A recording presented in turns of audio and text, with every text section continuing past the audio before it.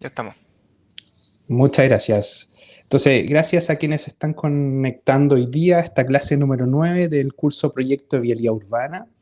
En esta oportunidad vamos a conversar algunas cosas de la clase grabada, ¿cierto? Que ya se las mandamos. Ustedes la pueden haber visto en la sesión de hoy, ¿cierto? Pero en el primer módulo. O bien cuando ustedes pudieran, ¿cierto? Y después de eso vamos a hablar hoy día de proyectos en términos de infraestructuras y de cierta participación ciudadana. ¿Cómo podemos incorporar la participación ciudadana activa? Algo que lo hemos ido conversando, ¿cierto?, en el curso también. Entonces, para partir, yo ya les dejé algunas cosas ahí en el link, ¿cierto?, de los mensajes, ¿cierto?, mensajes de la llamada, y pueden ir revisando algunas cosas ahí y vamos a partir. Yo voy a ir compartiendo esta pantalla, ¿cierto? Entonces ustedes me pueden interrumpir a viva voz, ahí Diego también me ayuda un poco para ir viendo si es que hay alguna pregunta en el chat y lo podemos ir viendo, ¿ya? Entonces, vamos con la presentación. Entonces, vamos a partir hoy día. ¿Ahí se ve bien? ¿Me escuchan bien? ¿Sí? ¿No? ¿Más o menos? Ustedes me dicen.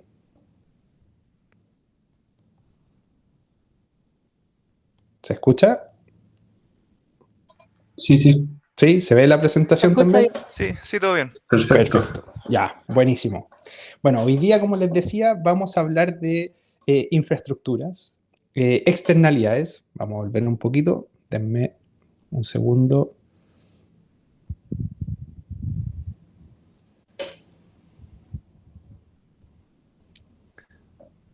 Vuelvo de nuevo, perdón.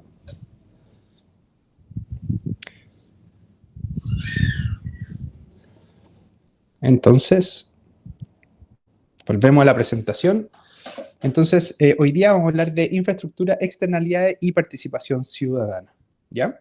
Entonces, antes de partir, quiero hacer alguna reflexión sobre la clase asincrónica.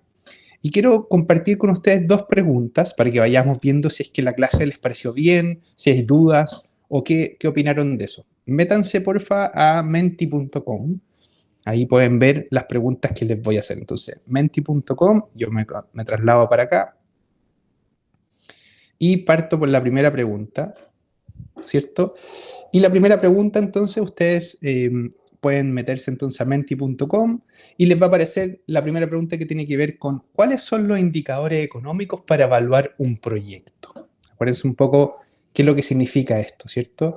Y aquí, para ello, para responder, tienen que incorporar el código 25330805.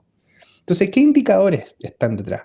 Un poco recuerden qué es lo que está detrás de una evaluación de este tipo, cuando evalúan un proyecto, y especialmente cuando evalúan un proyecto socialmente, ¿cierto? Perfecto. El TIR, valor presente neto, ¿cierto? Súper importante los dos indicadores. Pero ojo, quiero marcar una diferencia. Hay indicadores que son a corto plazo y hay indicadores que son a largo plazo, ¿ya? Volvamos, denme un segundo, espérenme. Ahí admitimos a Alejandro, volvemos de vuelta. Entonces, hay indicadores, ¿cierto?, a corto plazo, decía yo, y indicadores a largo plazo. Los indicadores a corto plazo son cuando tú tienes al primer año, ¿cierto? Al primer año tú vas a preocuparte de la tasa de retorno inmediata, ¿cierto? Y del beneficio, ¿cierto?, al primer año, ¿ya? Entonces esos son los dos indicadores al primer año, el corte temporal número uno. Y luego tú vas a tener indicadores a largo plazo. Y a largo plazo está justamente el TIR, ¿cierto? La tasa interna de retorno, ¿cierto? Y está el VAN, mira, aparece ahí, ¿cierto? El VAN, que yo lo tengo que estudiar, ¿cierto? Entonces, el VAN y el TIR son indicadores a largo plazo. Ahora ustedes, como bien están mencionando acá, el costo-eficiencia, costo-beneficio, también son otras formas de medir como indicadores. Cuando no se quiere, por ejemplo, calcular los beneficios. En términos de evaluación social, tú tienes que calcular los beneficios sociales y para eso necesitas calcular el VAN, ¿cierto? Entonces, es súper importante que lo tengamos en cuenta esto, es muy importante lo que ustedes van poniendo acá. y que ustedes lo vayan internalizando. Pero acuérdense, depende del proyecto. ¿Cómo yo sé cuáles proyectos tienen que tener cierta evaluación? Bueno, todo proyecto tiene que tener una evaluación económica, ¿cierto? Del punto de vista social. ¿Y por qué social? Acuérdense que es porque yo estoy buscando beneficios sociales. Y los costos asociados a eso, o los ahorros, ¿cierto? Que también están involucrados, descuentan todo tipo de valores que son fluctuaciones de otra índole, impuestos se descuentan, de cualquier otra cosa que esté afectando, no en el valor real, por decirlo así, el precio de algo, todo lo que está de más se va descontando. Entonces queda como el precio de los bienes, ¿cierto? O de los servicios, sin esas fluctuaciones o sin esos impuestos y otras cosas. Y por otro lado aparecen los beneficios, ¿cierto? Beneficio-costo, ¿cierto? Eso es otro indicador importantísimo, ¿cierto? O sea, el beneficio dividido por el costo me debería dar siempre mayor que uno, ¿cierto? Porque yo tengo que tener más beneficios que el costo asociado. Entonces es importante que ustedes lo consideren. Ahora, los tipos de proyectos, acuérdense que esto es una reflexión súper importante. Hay proyectos que son de gestión de tránsito, que son tal vez demarcaciones, pintura, ¿cierto? Pintura, una señalización, algo que no cambie el proyecto desde el punto de vista estructural, ¿cierto? No va a cambiar la matriz origen-destino. ¿Se acuerdan las primeras clases cuando diferenciábamos los tipos de proyectos? Cuando son proyectos no estructurales y por lo general son de gestión, ¿cierto? Gestión de tránsito, esos tienen de alguna forma la categoría de no estructural. Y para ello yo voy a hacer siempre un primer corte al año, pero después voy a hacer un segundo corte a los 5 años. ¿Se fijan? Y eso yo lo explico ahí bien en la clase, entonces ténganlo bien en cuenta. Esos proyectos no estructurales tienen indicadores, ¿cierto? Al primer año y a los 5 años. Cuando son proyectos de grande infraestructura que cambian la matriz origen-destino, recuerden la clase que yo les decía que pueden hacer un corte al primer año y después cuando hagan los indicadores de largo plazo, pueden ser a 10 años o a 20 años. ¿Ya? Tiene que ver ahí con diferentes estados temporales de evaluación del proyecto, ¿cierto? Y eso porque un proyecto estructural cambia la matriz origen-destino y por lo tanto tengo que evaluarlo en un tiempo mayor. ¿Ya? Entonces, súper importante lo que están poniendo acá ustedes. ¿Quedó súper claro ese punto? Espero que sí. Cualquier duda me preguntan y Diego me ayuda ahí si es que hay alguna pregunta en el chat. ¿Ya? ¿Estamos bien? Ya. Y la segunda pregunta. Miren esta otra. Bueno, espérense, voy a sacarle un pantallazo a esto porque es muy importante lo que ustedes pusieron.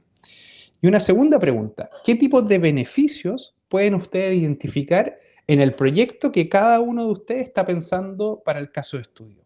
Piensen ustedes como en la tarea que viene ahora, ¿cierto? La que tienen que entregar el jueves.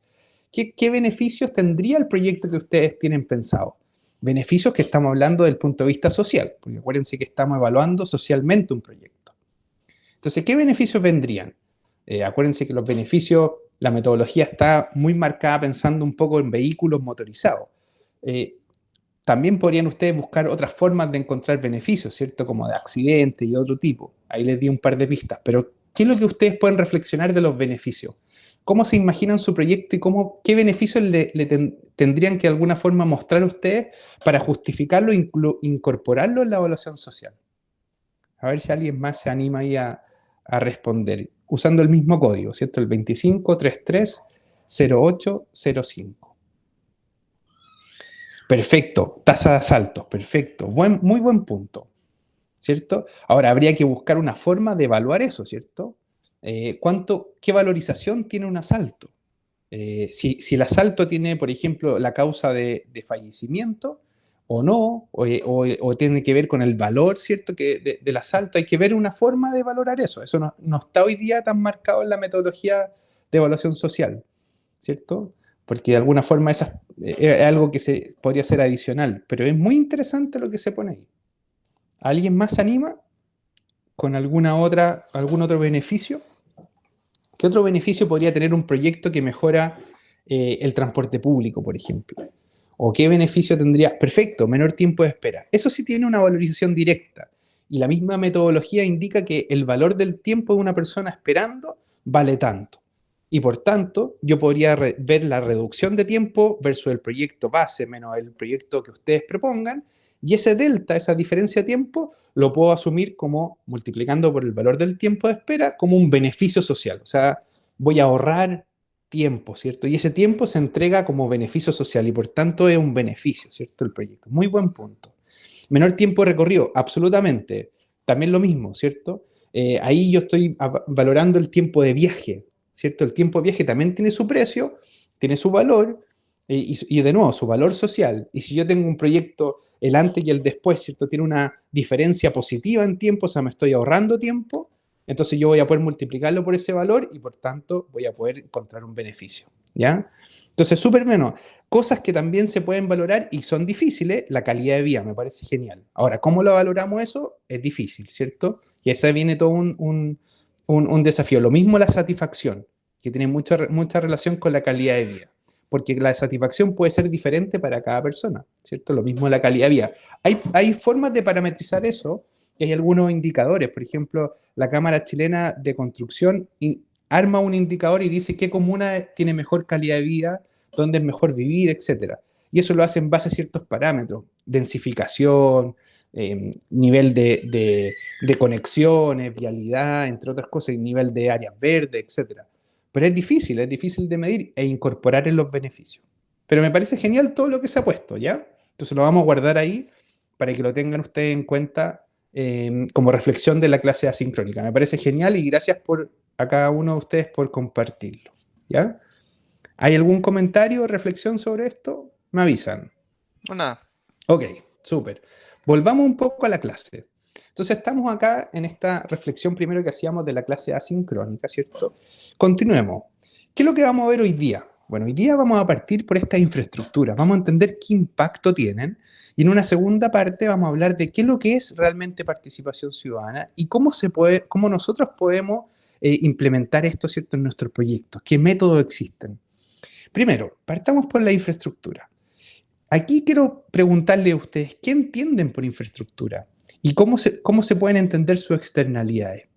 ¿Alguien se anima a responder un poco esta pregunta, un poco ya más, no tanto con Menti, ¿cierto? Pero más casual, con intervención, ¿cierto? Por micrófono o por chat. ¿Pero qué son ustedes las infraestructuras? ¿Para qué nos pueden servir? ¿Qué se entiende por infraestructura? ¿Qué impactos tienen? ¿Alguien se anima pensando un poco tal vez en sus proyectos? ¿Alguien quisiera reflexionar sobre esto o hacer algún comentario? ¿No? Tal vez por el chat. Hola. Para mí es como el establecimiento, la infraestructura. Ok. ¿El establecimiento de qué? ¿De flujos? ¿De zonas de espera? ¿De lugar? Eh, ¿A qué te refieres con establecimiento? Pero depende para qué lo utilizamos, porque si un paradero podría ser de espera y de flujo, Ujú. o no sé si una oficina en lugar de trabajo. Si te fijas, le fuiste conectando después como con la función que tiene esa infraestructura, que tiene una Claro. función de flujos o incluso una función de lugar, por ejemplo. Súper interesante, lo vamos a ver más adelante, me encantó eso. ¿Alguien más quisiera hacer alguna reflexión? Vicente dice el espacio. Perfecto, el espacio. Y súper importante, no sé si Vicente quiere expandirlo un poquito, ¿será esto del espacio disponible, por ejemplo? ¿Qué espacio necesitamos? Depende del tipo de usuario y ahí nos conectamos con ciertas clases anteriores, ¿cierto? O sea, tiene que ver también con el tipo de usuario y ahí, por ejemplo, la persona en silla de rueda, por ejemplo, puede usar un espacio distinto, ¿cierto? Muy bien, muy buen punto ahí. Sí. Si alguien quiere comentar algo más, me avisa. ¿Ya? Entonces, tipos de infraestructura urbana. Bueno, esto es súper interesante porque vamos a encontrarnos más allá del transporte con infraestructuras cuando estudiamos la ciudad. Van a haber infraestructuras de transporte naturales, ¿cierto? Naturalmente. Vamos a encontrarnos como por ejemplo en Renca, ¿cierto? La autopista, ¿cierto? Potencialmente con una extensión del metro. Tenemos otro tipo de cierto infraestructura, enlaces viales, puentes, etcétera. Van a haber estaciones intermodales. En algún momento Renca quiere tener una estación intermodal de estación de trenes que va a ir con este tren a Batuco, ¿cierto? Y este tren a Batuco va a tener una estación intermedia y esta estación intermedia va a ser ahí en un tramo, ¿cierto?, de Renca. Entonces van a haber estaciones intermodales. Y potencialmente la extensión de Renca, por ejemplo, al aeropuerto, ¿cierto? Este metro, la línea 7, que después se va a extender con algún tranvía o algún tren ligero al aeropuerto. Entonces van a haber estaciones intermodales, por ejemplo, van a haber infraestructuras de espacio público, y espacio público a diferentes escalas. Pueden ser parques grandes, el mismo Cerro de Renca, es un cerro que se está tratando de forestar, las plazas pequeñas, ¿cierto? En los barrios. Incluso el espacio público también se puede considerar dentro de la calle, ¿cierto? O sea, la calle como espacio público, y ahí viene todo esto que les conversábamos, ¿cierto? Del tráfico calmado, ¿cierto? Y cómo yo puedo ir estableciendo ciertos elementos de infraestructura que permitan que los autos bajen la velocidad o disminuya el volumen de flujo, y yo pueda usar la calle para poder correr, para poder hacer deporte o alguna otra cosa. Esperemos un poco que vamos a habilitar a Tomás que se incorpora a la clase. Entonces, y también van a aparecer sistemas que están muchas veces ocultos, ¿cierto? Sistemas sanitarios, agua, lluvia, energía, telecomunicaciones, ¿cierto? Los postes de luz, etcétera. Todo el cableado que hay, que muchas veces lo desconocemos, pero también es parte de la infraestructura a estudiar, ¿ya? Entonces, al menos ustedes van ordenándose, ¿cierto? Con este tipo de infraestructura urbana. Ahora, y un poco lo que se hacía reflexión antes, ¿cierto? ¿Cuál es la función que cumplen? Y esto es súper importante. Entonces, forman redes, naturalmente están conectadas a la infraestructura, son de movimiento, ¿cierto? Son de flujo, espacios, ¿cierto? Están relacionados ahí. Tiene que ver con los lugares, ¿cierto? Pueden ser visibles o invisibles, ¿cierto? Sumidero de aguas lluvias muchas veces lo desconocemos. Hay un tubo debajo de la calle, ¿cierto? Hay todo un sistema detrás. Denme un segundo, volvemos aquí. Agustín le damos la bienvenida y volvemos. Entonces, y también es el esqueleto de las ciudades. Las ciudades están conformadas a través de un esquema, ¿cierto? De vías, ¿cierto? O de calles primarias, secundarias, tienen una jerarquía, es un esqueleto de la ciudad, ¿cierto? Que se va conectando a través de, por ejemplo, la vialidad para ir conectando los barrios, ¿cierto? Con las zonas comerciales, industriales, etcétera. Y también es parte del paisaje urbano, ¿por qué? Porque lo vemos día a día, ¿cierto? Ya nos acostumbramos, identificamos algo, ¿cierto? Un paradero lo identificamos, mira, este paradero es de esta comuna porque tiene este tipo de tipología. Ah, no, mira, este paradero es de otra, ¿cierto? El Metro de Santiago tiene una simbología. Ah, mira, recuerdo esta estación porque tiene los mosaicos en la pared. Entonces ya me voy asimilando ese lugar por algo más cotidiano, ¿cierto? Y eso tiene que ver con algo que alguna vez conversamos, que cuando yo estoy mirando la infraestructura, no solamente al estar partícipe de los flujos, ¿cierto? Y ser un pasajero, no solamente estoy mirando la ciudad, sino que también la estoy contemplando. Y cuando tú contemplas, empiezas a usar otros sentidos, ¿cierto? No solamente ver, sino que también el oído, ¿cierto? El tacto y otras cosas más, ¿cierto? Entonces yo me voy empapando de lo que estoy observando en infraestructura. ¿Ya? Vamos viendo un poco cada una, con algunos ejemplos. En el caso de las redes, por ejemplo, y van armando estas conexiones, un ejemplo son estas redes subterráneas de Montreal. Este lugar en Canadá, debido al frío, ¿cierto?, que hay en esa ciudad, se conecta subterráneamente, y no solamente las líneas de metro, ¿cierto?, las estaciones, sino que también se va conectando la ciudad subterráneo. Hay lugares de comercio, cultura, y se va generando casi como una ciudad en subterráneo. Muy interesante. Entonces los flujos peatonales están incluidos, pero también el concepto de lugar, ¿cierto? Naturalmente, un ejemplo claro de movimiento y flujos podría ser Transantiago, ¿cierto? Flujos vehiculares, pero también flujos peatonales, ¿ya? Movimiento, ¿cierto? El tema del intercambio, ¿cierto? Que tiene que ver con estas estaciones de intercambio que vamos a ver más adelante. Pero Transantiago generó naturalmente, como lo vimos en alguna clase, toda una revolución de los flujos, ¿cierto? El metro se congestionó demasiado, ¿cierto? Los buses generaban de alguna forma incomodidad a los pasajeros los primeros días, y bueno, y sigue teniendo. Los paraderos no están en buen estado y generan flujos diferentes. Entonces hay un movimiento, ¿cierto? Y eso se da muy, muy importante en Transantiago, teniendo en cuenta que el sistema se planificó con este eje central de metro y alimentadores que iban llenando este eje central, ¿cierto? Esta columna vertebral. Pero también hay infraestructuras que son visibles e invisibles. En el caso de Santiago, para quienes no lo sepan, Santiago a principios del 1900 construyó todo un sistema de alcantarillado, y por eso es que Santiago Centro no se inunda, si ustedes lo piensan. Son otras comunas las que tienen problemas de aguas lluvias, pero en cambio Santiago Centro no, y eso se dio porque en su minuto se hizo un gran proyecto, ¿cierto?, de sistemas de agua lluvia, y algo invisible, No sabemos que está ahí, salvo que lo estudiáramos, ¿cierto? Y lo miráramos a través de estos planos. Entonces las infraestructuras se conectan, forman una red, pero también pueden ser invisibles, ¿cierto? Y son un esqueleto, claro, porque pueden ser, como decía antes, una estructura, ¿cierto? Que va conformando, va conectando ciertos barrios, va conectando otras calles, etcétera. Y ese esqueleto puede estar desmembrado también, como es el caso de las ciclovías en Santiago, que ven en la foto, ¿cierto?, más abajo. ¿Cierto? La foto de arriba son las principales autopistas, ¿cierto?, urbanas de Santiago. Incluso hace poco salió una noticia de que querían hacer otros anillos, ¿cierto?, que van a ser orbitales más allá de Américo Vespucio.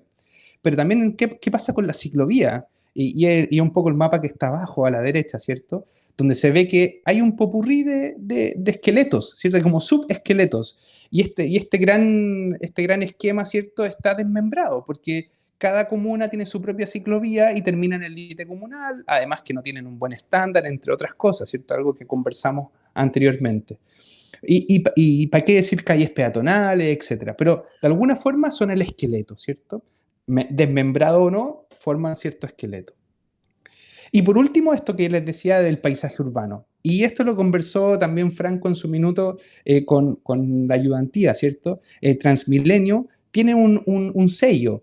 El tipo del color del bus, el tipo del paradero, va quedando en la memoria colectiva de la gente, ¿cierto? Entonces yo me siento parte del lugar, me reconozco en ese espacio, lo identifico y hasta puedo decir, mire, sí, ese color, ese lugar, sí, es Bogotá, ¿cierto? Ahí en Colombia. Ya lo puedo identificar incluso como la ciudad, ¿cierto? Pensando en un sistema de transporte, ¿cierto? Entonces es parte del paisaje. Entonces, hoy día, lamentablemente, la infraestructura están de alguna forma medias segmentadas. Y lo vemos en el caso de Santiago. El metro está separado de los buses. O sea, el pasajero que a metro le interesa es el pasajero que entra desde la entrada de la estación hasta que toma el tren. Pero cuando se va, ¿cierto?, y sale de la estación, a metro no le importa mucho.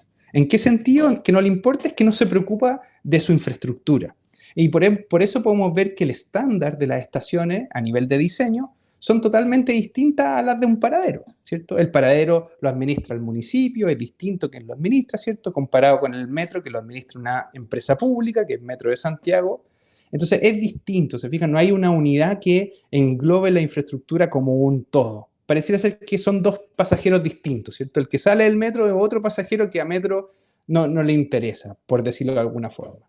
Muchos casos son infraestructuras provistas por el sector privado y también hay algunas de pública como el metro, pero privado, ¿en qué sentido? Hoy día se ha dado mucho el tema de las concesiones, ¿cierto? Y ahí está todo lo que es la autopista urbana. Quien paga es el que usa el servicio, ¿cierto? Y hay toda una lógica detrás de eso.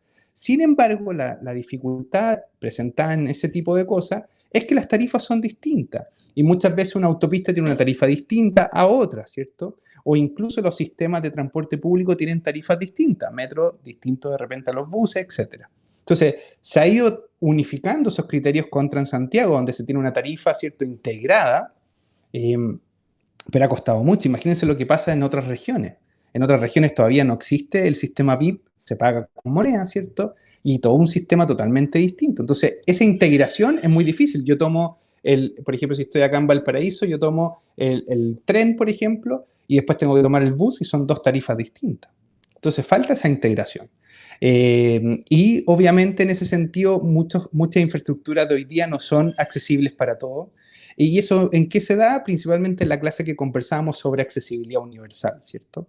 O sea, hay una exclusión. Si yo le pongo un torniquete a un bus, de partida estoy excluyendo a un grupo de la población que no va a poder usar el bus, ¿cierto? Entonces no estoy haciendo infraestructura accesible. Y para qué decir lo que pasa en otras regiones, ¿cierto?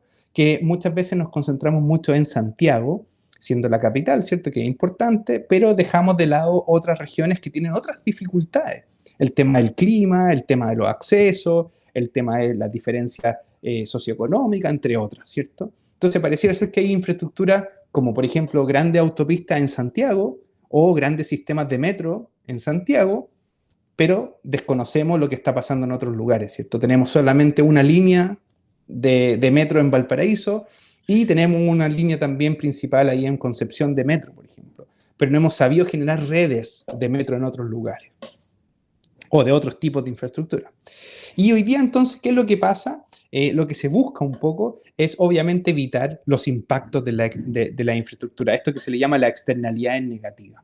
Entonces, ¿qué es lo que se busca? Un poco lo contrario, ¿cierto? O sea, buscar redes integradas, generalmente provistas por el Estado, pensando en que el Estado puede tener una planificación global, un plan detrás, y puede articular las diferentes infraestructuras y no que cada operador vaya por su cuenta. También generar tarifas estándar, ¿cierto? Cosa que se vaya integrando en los servicios, obviamente la accesibilidad, ¿cierto? Y cubrir todo el territorio, ¿cierto? Eso es como las cosas ideales que buscamos, ¿cierto? Entonces eso es un poco lo que está pasando hoy día con la infraestructura, es como una reflexión también importante a considerar.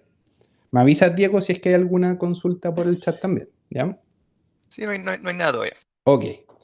Entonces, ¿qué son las externalidades? Entendamos un poco. Bueno, las externalidades van a depender del precio, ¿cierto? Del terreno, de la infraestructura, de lo que fuera. Va a depender de los sistemas urbanos, cómo se componen, ¿cierto? Y obviamente de las economías de aglomeración. ¿En qué me refiero un poco con la última especialmente? Si yo voy a construir, ¿cierto? Perdón, voy a poner un negocio, por ejemplo, en patronato, ¿cierto? Voy a aprovechar la aglomeración, ¿cierto? La economía de aglomeración. Si yo tengo la idea de poner ropa, ¿cierto? Y poner un lugar textil, ¿cierto? De venta de artículos de vestuario, lo más probable es que me beneficie mucho con esto de la aglomeración, en términos de economía, si me pongo en patronato versus si me pongo en otro lugar de Santiago, ¿cierto? Lo mismo, por ejemplo, con 10 de julio. Si yo voy a instalar, por ejemplo, un lugar donde voy a arreglar autos, ¿cierto? Se me hace más sentido, ¿cierto? Esto de la economía de aglomeración porque me veo beneficiado, ¿cierto?, por el resto de los locales y la gente sabe que en ese lugar puedo encontrar cosas de auto y por tanto me sale más beneficioso instalarme en ese lugar. ¿Se fijan? Es un poco este concepto también de los malls, ¿cierto?, que de alguna forma generan esto de la economía de aglomeración. ¿Ya? ¿Se va entendiendo? Entonces tiene que ver con los sistemas urbanos porque se va articulando esto de los barrios comerciales, de las zonas, ¿cierto? Y cómo yo voy generando externalidades, claro, porque si yo voy a implementar una infraestructura que afecte, ¿cierto? Por ejemplo, los barrios, voy a afectar lo urbano, ¿cierto? Voy a afectar más allá, ¿cierto? Y tiene que ver con un precio, claro, porque si Metro, por ejemplo, quiere expropiar una vivienda, le va a poner un precio a ese valor de esa vivienda. Y ese precio puede ser alto, ¿cierto? Puede tener especulación. Si se fijan, muchas veces Metro evita decir por dónde va a ir la línea para no generar esa especulación.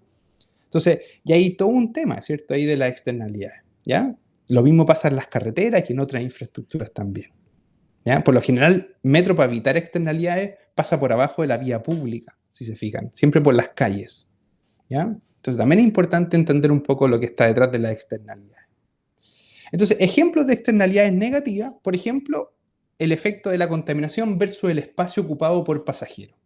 Y en esta especie de diagrama se puede ver un esquema, ¿cierto? Donde se muestra, por un lado, los tipos de vehículos, ¿cierto? Los tipos de modos de transporte, pensando desde un auto, ¿cierto? Usando benzina, ¿cierto? O diésel, y pasando después por autos eléctricos, pero que están alimentados, ¿cierto? Con energía, ¿cierto? De carbón, ¿cierto? Y pasando por el tren, ¿cierto? Por el tranvía, los buses, con autos que son eléctricos con energías renovables, ¿cierto?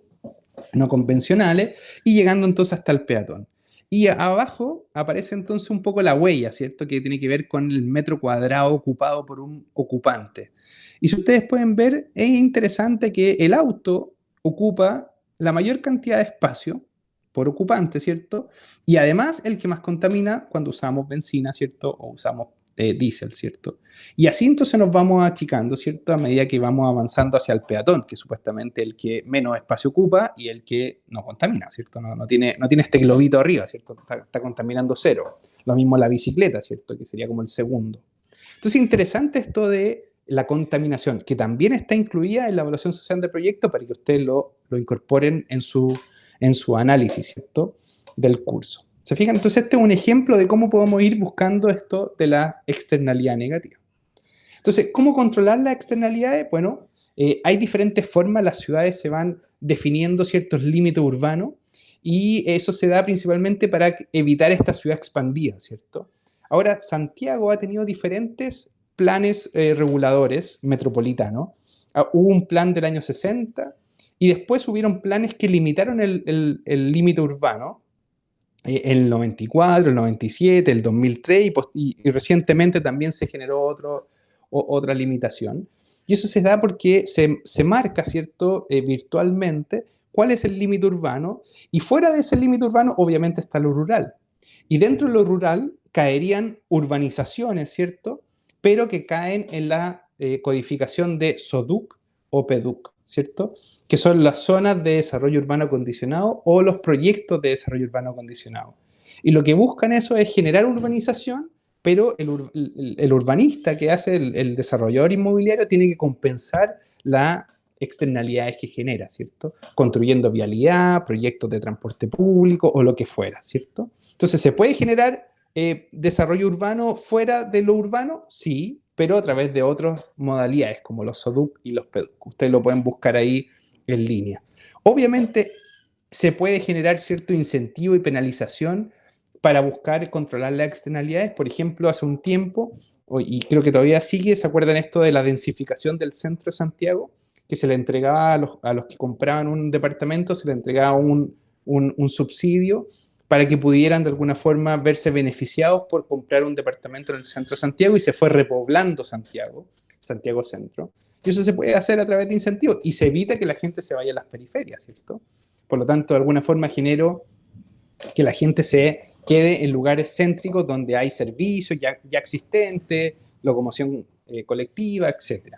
Y por otro lado, algo muy interesante que se está dando hoy día es que las externalidades se pueden controlar a través de proyectos urbanos. Hoy día las ciudades compiten entre sí de alguna forma a través de proyectos urbanos y se van desarrollando a través de estos proyectos.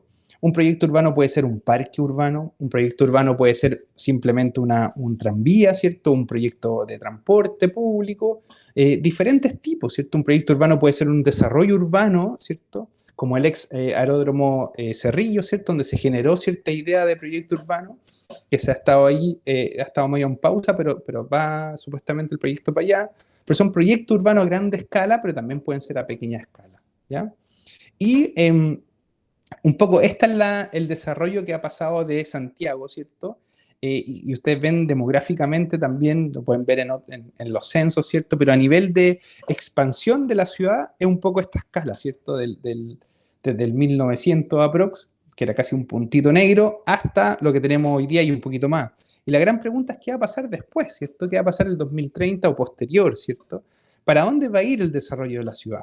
Y eso es importante porque a medida que vamos extendiendo este límite urbano y cada vez lo corremos un poco fuera, estamos rompiendo, ¿cierto?, de alguna forma lo rural, ¿cierto? Y lo rural tiene que ver con vegetación, tiene que ver con paisajismo, que es del lugar, zonas agrícolas que se van urbanizando, van perdiendo esa capacidad de absorción de agua porque se van impermeabilizando el suelo, etcétera, ¿cierto? Se va pavimentando, entre otras cosas. Entonces es importante controlar esas externalidades, ¿cierto?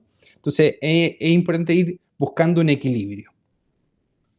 Y este es el ejemplo que yo les decía como primera parte de la clase sobre la infraestructura y cómo reutilizar algo que de alguna forma ya existe. En este caso, en Nueva York, existía una línea de tren que estaba abandonada en superficie, en altura, y pasaba casi por los primeros pisos de algunos edificios. Y pasó un tiempo en que se deterioró a tal nivel que las autoridades dijeron vamos a demoler este espacio. Y los vecinos se organizaron y dijeron, oye, no, esto no nos gusta, esta idea, no podemos permitir esto. Armaron el grupo de amigos de Highline y se buscaron apoyo con arquitectos profesionales, mucha gente, vecinos, etcétera, y armaron su propio proyecto. Y defendieron el proyecto manteniendo ciertos conceptos. Y es interesante eso de la participación ciudadana, porque lo vamos a ver más adelante. Y ellos crearon un concepto que era dejarlo lo más simple posible. Entonces, obviamente, este proyecto rompió esquemas porque una infraestructura que hace tiempo generó mucha revolución, ¿cierto? Había mucho tránsito por esta vía, pero esto era lo que pasaba antes, ¿cierto? En el 1920, 1950, y empezó a caer, ¿cierto? Hay una decadencia de este sistema que había y se necesitaba un proyecto diferente. Y en vez de demolerlo, lo transformaron. Entonces, como les decía, generaron un proceso de recuperación a partir de esta organización Y eso empezó a pasar porque también el lugar empezó a florecer cosas que eran impensadas, como por ejemplo la vegetación. Empezó a aparecer vegetación que crecía entre medio de los rieles del tren y mucha gente empezó a usar el espacio también y se dio cuenta que podía transformarse en un espacio público ese lugar. Entonces crearon este concepto de mantenerlo simple, ¿cierto? Mantenerlo tranquilo, mantenerlo alocado, ¿cierto? Salvaje, mantenerlo despacio, slow, ¿cierto? Y diferenciaron diferentes etapas del proyecto con diferentes paisajes. Se conectaban al suelo a través de galerías o a través de cafés, a través de rampas. La vegetación iba cambiando a medida que la persona iba caminando por arriba, se conectaba este espacio con los edificios existentes y se transformó en un gran espacio, en un gran lugar. ¿Se fijan? A través de la participación ciudadana se logró este proceso. Y ustedes lo pueden ver hoy día como lo que aparece ahí, ¿se fijan? Se mantuvo cosas existentes como los rieles del tren y se aprovechó usar el espacio como un espacio público y la gente hoy día lo ocupa como tal. Y ahí aparecen los links, ¿cierto? Para que ustedes lo puedan ver con calma. ¿Ya? Entonces, súper interesante, ¿se fijan? Entonces, eso es un poco lo que pasa con un proyecto de infraestructura que incorpora participación ciudadana. Y vayamos al tiro entonces a esto, ¿cierto? ¿Qué es lo que es la participación ciudadana? Y aquí me voy a este lado. No sé si hay preguntas o comentarios. Me avisan. ¿Ya? Entonces, ¿qué es participación ciudadana? Aquí un poco quiero destacar que participación ciudadana es distinto, ¿cierto?, a consulta ciudadana. Participación ciudadana tiene que ver con involucrarse, ¿cierto?, con la gente, participar, ¿cierto?, escuchar y también ser escuchado, ¿cierto? ¿Qué se les viene a la mente cuando yo les digo participación ciudadana? ¿Alguien tiene alguna idea? No sé si alguien quisiera compartir de su experiencia tal vez. ¿Alguien participa en alguna junta de vecinos o desde el centro de alumnos de ingeniería, ¿cierto? ¿Alguien participa en algo que quisiera como comentar? ¿Cuál ha sido su experiencia? ¿O algún proyecto en su edificio? Se dan ideas, se plantean inquietudes, cosas así. Perfecto, ¿sí? ¿Y inquietudes de qué tipo, por ejemplo? Como problemas que pueda tener la gente a la que representan o ellos mismos. Exacto, muy buen punto, porque si ustedes se fijan, cuando ustedes hacen participación ciudadana, ustedes al escuchar a otras personas y al valorar lo que están escuchando, la persona se siente parte, ¿cierto?, del problema y de la solución, se va incorporando. Y al escuchar, se acoge eso. No es el técnico que solamente sabe, sino que la gente tiene su propia experiencia. Y esa es súper valiosa. Muchos errores que los vamos a ver más adelante pasan porque el ingeniero se pone como el experto. Y el experto ante todo. Y el resto casi como que no sabe nada. Y eso es muy equivocado porque la ciudadanía tiene mucho que decir desde su propia experiencia. Entonces es muy valioso lo que se dice de incorporar sus problemas, escuchar inquietudes, ¿cierto? De la vivencia propia. Así que muy buen punto. ¿Alguien más quisiera como destacar lo de participación ciudadana? ¿Sí? O a través del chat también pueden comentar algo. ¿Ok? Bueno, si no hay muchos más, podemos seguir. Miren. ¿Y qué entonces participación ciudadana? Bueno, tiene que ver con este ejemplo, por ejemplo, el caso de Lavín que pasó hace algunos años, ¿cierto? Y que de alguna forma él quería hacer en la comuna de Las Condes, quería hacer una laguna artificial en el sector, ¿cierto?, del Parque Padre Hurtado. Y entonces él decía, mire, yo voy a poner este proyecto, qué sé yo, y lo que hizo fue consultarle a los vecinos, no hizo participación ciudadana. ¿Y qué le pasó cuando hizo esa consulta? Le dieron vuelta, ¿cierto? Y cuando le preguntó qué opinaban los vecinos, le dijeron, nosotros no estamos ni ahí con una laguna, no estamos ni ahí con armar algo así. Entonces, ¿quién me puede decir cuál fue el error aquí del equipo del municipio? ¿Alguien se le ocurre alguna idea? ¿Qué falló? ¿Por qué la gente le dijo que no y listo, y quedó ahí? ¿Fue simplemente el escuchar la opinión una buena estrategia? ¿Qué faltó en el equipo del alcalde para haber hecho un buen proyecto y capaz que hubiese sido distinta la respuesta de la gente? ¿Alguien se anima? Presentarlo como un proyecto con más información. Exacto, muy buen punto. Y esa Yo creo que, información, dale, dale. yo creo que preguntarles qué les gustaría. Exacto, muy buen punto. ¿Y en qué instante, en qué instancia del proyecto les pregunto?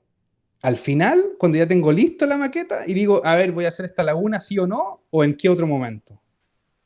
Al principio. Al principio, exacto, muy buen punto. Si yo lo incorporo al principio y les digo, mira, tengo esta idea, tengo esta visión del parque, quiero armar algo así, y voy recolectando las visiones de cada uno, capaz que hubiésemos llegado a algo parecido en alguna laguna. Y se hubiese concretado algo que los vecinos hubiesen querido y probablemente se hubiese acercado mucho a lo que el alcalde quería. Pero lamentablemente el alcalde tomó la opción, que igual es valiosa, porque igual hizo una consulta, pero hizo una consulta, no una participación ciudadana. Muy buen ejemplo aquí de que vamos interactuando con ustedes. Muy buen punto. Entonces, participación ciudadana tiene que ver con este involucramiento activo. Y ojo, en la toma de decisiones también. Que ellos vayan, que sea vinculante. Eso se le llama cuando toman decisiones. Lo que opine la gente tiene que reflejarse. No puede ser solamente una consulta pasiva. Oiga, ¿qué opina usted? Voy a hacer este paradero al frente de su casa. ¿Qué opina? Ah, no quiero. Ah, bueno, era la opinión del vecino. No, pues si él dice que no o ella dice que no, significa que entonces hay que buscar una alternativa. No significa que, o sea, significa que hay que buscar alguna otra solución. Entonces, y eso se da principalmente porque hoy día tenemos que tener un enfoque de derecho, algo que está súper potente, ¿cierto? Vienen próximamente elecciones, ¿cierto? Y otras cosas más. Pero es importante entender esto. No es solamente porque vienen elecciones, hay que entender esto de los derechos, es importante porque como seres humanos tenemos ciertos derechos y esos derechos tienen que ver con cosas que nos pueden afectar, ¿cierto? Pueden afectar nuestra calidad de vida, etc. Entonces tenemos derecho a, por ejemplo, participar. Es un derecho. Yo quiero participar, quiero decir, quiero tener una opinión, ¿cierto? Quiero fortalecer la sociedad civil para que cada participante, ¿cierto?, de la ciudad pueda tener su propia opinión, su propia visión de ciudad. Quiero incluir a la gente, no quiero excluir a nadie, ¿cachai? Entonces tiene que ver con eso. Si yo excluyo a gente, de alguna forma voy a dejar gente afuera. Lo mismo que yo les decía, lo de los torniquetes, ¿cierto?, de los buses. Si yo no incorporo lo que la gente con silla de ruedas necesita, o la gente con movilidad reducida necesita, estoy dejándolo fuera, lo estoy excluyendo, ¿cierto? Y eso no está bien. Tiene que ver con un tema de derecho humano, ¿cierto? Entonces es un derecho básico, ¿cierto?, de las personas. El respeto, ¿cierto? El estar en un lugar donde tú te sientas digno, ¿cierto? Te sientas que puedas andar en un transporte público digno, que puedas andar cómodo, tranquilo, ¿cierto? Que no tengas barreras físicas, etc. Entonces, ¿es necesaria la participación ciudadana?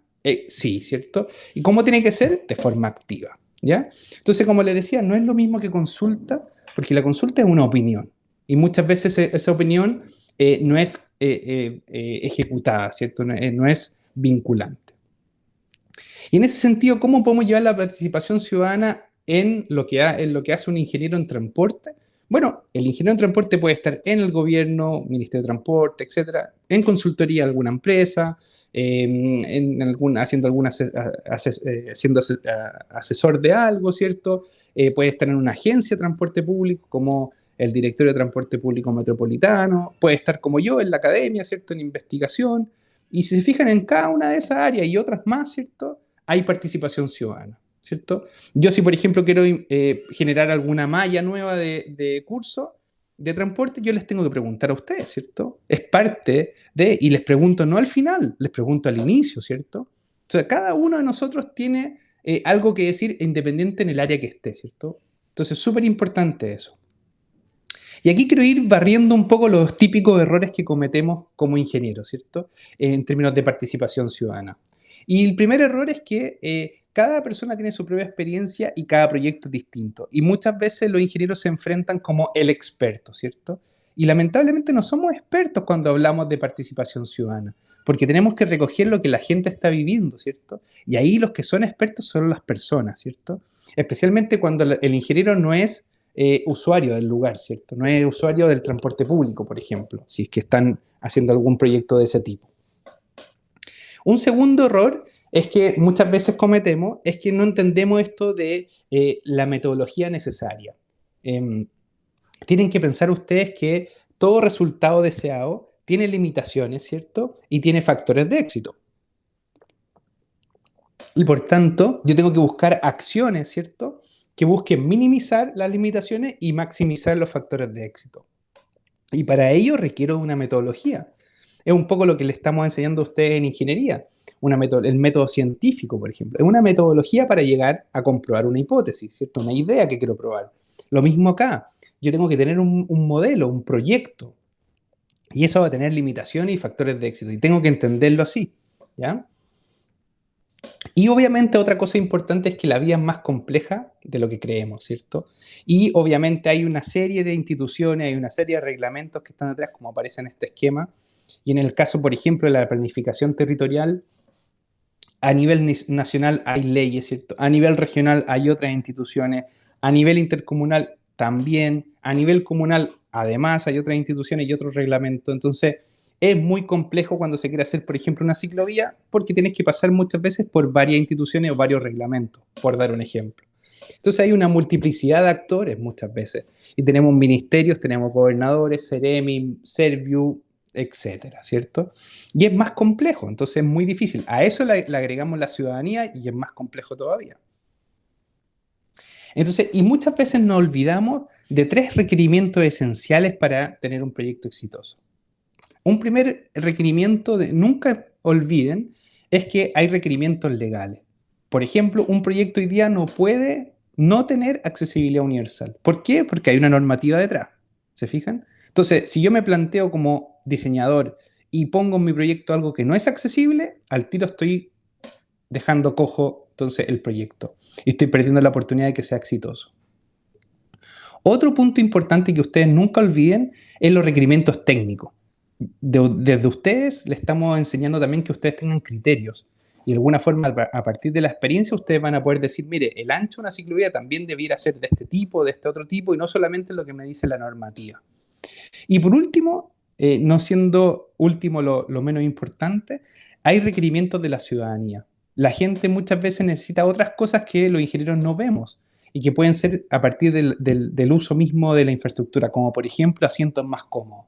Y por más que nosotros creamos que el asiento tiene que ser de este tipo, por esto, la gente lo que está queriendo es otra cosa, ¿cierto? Y si no tenemos estos 3 puntos importantes de requerimiento, vamos a perder la oportunidad de que sea un proyecto exitoso, ¿ya? Y tenemos un penúltimo punto que tiene que ver con el concepto de que cuando las autoridades no están en línea con la ciudadanía, que es un poco lo que pasa hoy día, ¿cierto? En nuestro país, el gran surgimiento es de las instituciones sin fines de lucro, las ONGs o instituciones, fundaciones, etc. Y eso hace, de alguna forma, generar que en esta brecha entre ciudadanía y autoridad nazcan, ¿cierto?, estas instituciones, ¿cierto?, para buscar cierta conexión entre las dos partes y buscan requerimientos públicos, ¿cierto? Yo necesito recursos, necesito coordinar reuniones y ahí se van generando entonces esa conexión, elaboran documentos, buscan, aglomeran ciudadanía y la ponen en valor, ¿cierto? Convocan gente, ¿cierto? Reuniones, manifestaciones, lo que fuera, para ir generando entonces esa conexión. Y en ese sentido también los proyectos se ven mucho más enriquecidos porque van uniendo las dos partes, ¿cierto? Entonces la ONG aquí juegan un rol muy interesante y muchas veces las desconocemos. Y un último punto tiene que ver con muchas veces la ciudad que queremos a nivel de ciudadano o de habitante es distinto a la ciudad que quieren las autoridades. Y pongo un ejemplo muy extremo, ¿cierto? La mirada, por ejemplo, de una persona que tal vez está en el gobierno y dice, mira, que hay que construir más carreteras, y por otro lado los vecinos que dicen, yo quiero rescatar el espacio público de la calle para uso de esto que se llama el urbanismo táctico, donde se van haciendo intervenciones temporales y se generan espacios de arte, espacios de intercambio entre vecinos, etc. Son dos miradas distintas y muchas veces perdemos cuál es más importante. Y en ese sentido voy a ir pasando más rápido, pensando por el tiempo que nos queda, perdón, y voy a ir mostrando un poco los métodos para facilitar la participación. Entonces, primero ustedes tienen que escuchar a la gente. Segundo, ustedes tienen que tratar de mostrar la visión de ciudad que quieren, ir buscando consensuar visiones de lo que la gente quiere y lo que ustedes quieren.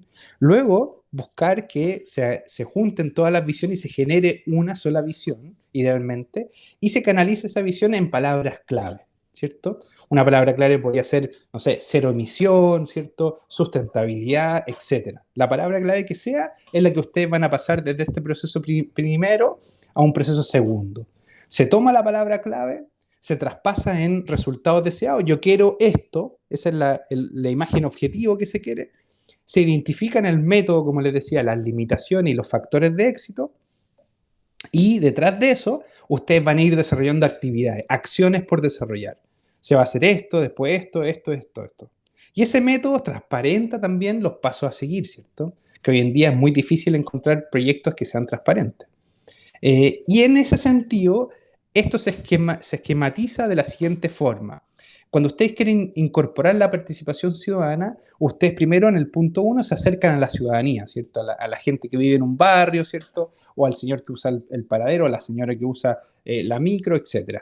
Y lo que hacen es, no lo que ustedes tienen que de alguna forma, no solamente registrar lo que dicen, sino que entender el por qué están diciendo eso. Y por eso es que el segundo punto es importante buscar el significado de lo que las personas están diciendo. ¿Qué significa que la persona diga, necesito un asiento más cómodo en el bus? ¿Ya? Entonces, hay requerimientos de la ciudadanía que tenemos que entender. Después, entender el resultado deseado, ¿cierto? La ciudadanía necesita creer que la decisión que se tomó es la mejor.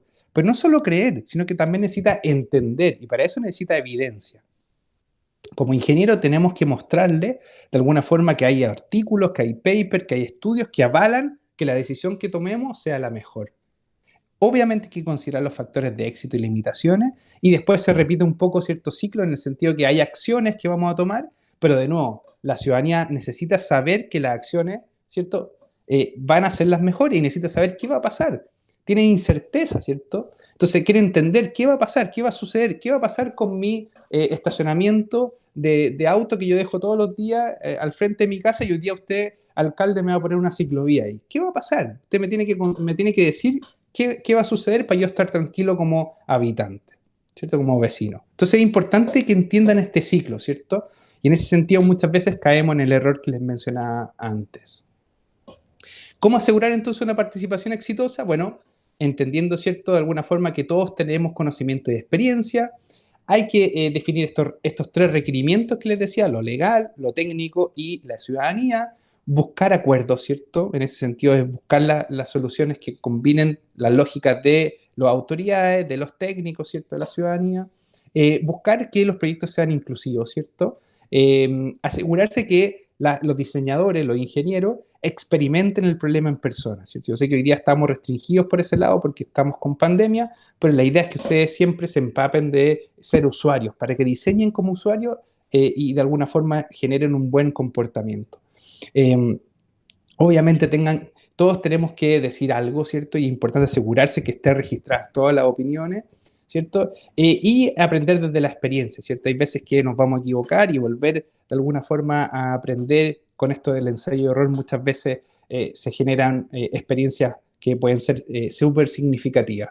Entonces, obviamente asegurarse que la decisión que se tome se implemente y no quede en una nube, ¿cierto? O sea, que lo que se aseguró que se iba a hacer, se va a hacer, ¿cierto? Si no, se empieza a perder confianza en las autoridades, ¿ya?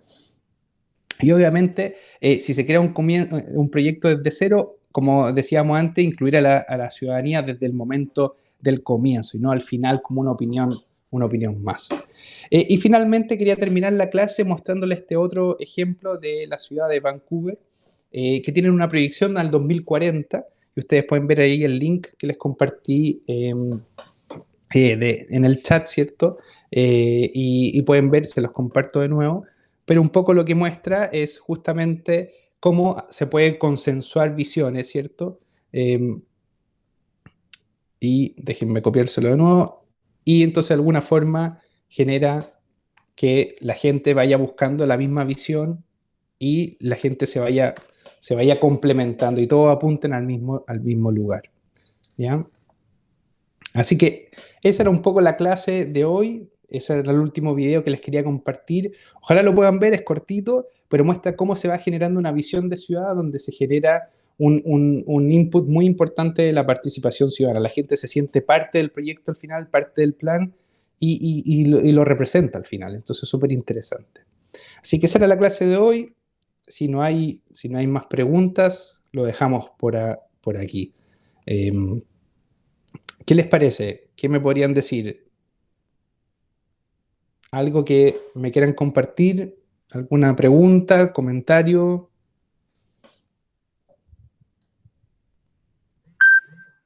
¿Sí? Profe, con respecto, no sé, como hacer participar más a la gente, no sé, viéndolo más enfocado en Chile, Ujú. ¿cómo se podría arreglar o, o hacer de nuevo, mejorar el Transantiago? Porque como que la implementación del transporte está, pero no funciona bien. Mm. Entonces, ¿cómo podríamos como hacer participar a la gente y que, no sé, como que todo funcione? Mm. Como que tendríamos que hacerlo todo de nuevo, encuentro yo. Exacto, probablemente hay que hacerlo todo de nuevo, porque acuérdense que Transantiago, como alguna vez lo pasamos en clase, no solamente tenía un problema de implementación, sino que también de diseño. Entonces, tiene que ver con infraestructura mal diseñada y mal implementada. Y en ese sentido, imagínense que Transantiago no tuvo participación ciudadana, ni siquiera consulta ciudadana, o sea, peor todavía. De un día para otro, si ustedes tal vez se acuerdan, de un día para otro, en febrero del 2007, cambió. Y cambió en toda la región metropolitana, ni siquiera en alguna línea, como por ejemplo Transmilenio, que partieron por algunos ejes y de a poco se ido agrandando. Esto fue un día para otro. Imagínate la gente que tenía movilidad reducida o que estaba acostumbrada a un sistema, que se lo cambian de un día para otro, le cambia otras cosas, no solamente la experiencia de viaje, puede tener implicancias mayores, psicológicas, de otro tipo, de otra índole. Entonces yo creo que acá es muy difícil eh, buscar una sola respuesta, decir, mira, esta es la solución, pero me hace mucho sentido lo que Alejandro tú dices de que tendríamos que partir de cero y tenemos que partir haciendo las cosas de partida bien, o sea, con un diseño adecuado e implementación adecuada y con participación ciudadana desde el principio. En algún momento, cuando se quería, se quiso recoger un poco la visión de varias gente y se hizo una consulta ciudadana registrada para Transantiago, pensando en, en los nuevos contratos que vienen. No sé si alguno de ustedes participó, pero era simplemente mencionar como consulta qué es lo que te parecía bien, qué te parecía mal y algunas otras cosas. Y ahí quedó, po. O sea, tampoco eso no es participación ciudadana. Entonces, O yo creo que, dale, quizás las preguntas estaban mal planteadas. puede ser también. Y la participación ciudadana no es solamente una encuesta. Tiene que ser a nivel como lo que hablábamos, de recoger las inquietudes de la gente, de alguna forma de buscar soluciones y que la gente crea que esas soluciones son las mejores. Y tiene que de alguna forma el ingeniero buscar certeza de que la incertidumbre va a estar reducida, etc. Entonces, y piensen un poco en estos errores que yo les comentaba, y por más que suene, como decía, por ejemplo, ahí Tomás, ¿cierto? Que al final es como básico hablar con las personas, pero en los proyectos no es tan básico porque se tiene esa impresión de que si tú haces participación ciudadana, vas a hacer que el proyecto sea más lento, demore más en ejecutarse. Y eso es errado, porque miren lo que le pasó a Joaquín Lavín con su laguna. Entonces, él había hecho todo un proyecto y con una consulta se le fue a las pailas. Y ahí perdió todo el proyecto que hizo. Entonces, el pensar que la participación ciudadana puede ser malo, yo creo que es todo lo contrario. Incluso puede ser beneficioso para que tu proyecto sea exitoso. Si no lo incorporas, te puede salir para atrás de todas maneras y vas a perder todo el trabajo hecho antes, va a quedar mal como autoridad o como experto, como especialista. Entonces yo creo que es difícil la pregunta, pero yo creo que apunta a varias cosas, ¿cierto? Yo creo que la participación ciudadana hay que entenderla como parte de, y ojalá construir con las personas. Eh, yo creo que eso sería súper bueno, como reflexión así general. Pero un muy buen punto que lo podemos ir trabajando más adelante. De hecho, en las próximas entregas ustedes van a tener que ir incorporando esto de la participación y ahí pueden ustedes ponerse creativos buscando diferentes métodos que podrían garantizar una participación más exitosa. Perfecto. Sí, sí, súper. Eh, Gracias, profe. no hay problema. Gracias a ti por el comentario y la reflexión. Me parece genial. No sé si alguien más quisiera comentar algo. y podemos ir cerrando ya la clase para que no se atrasen con sus otras actividades. ¿Estamos bien? ¿Sí? Ahí en el chat, ¿estamos bien? ¿Ok? No hay problema. No, gracias a ustedes, ahí Maximiliano, también muchas gracias. Ahí, cualquier cosa me conversan. Recuerden que el jueves tenemos ayudantía y ahí tienen que entregar la tarea 2. Así que no hay problema y ahí nos vamos viendo en la ayudantía y me avisan cualquier duda que tengan al mail. Ahí les trato de responder lo antes posible. ¿Ok?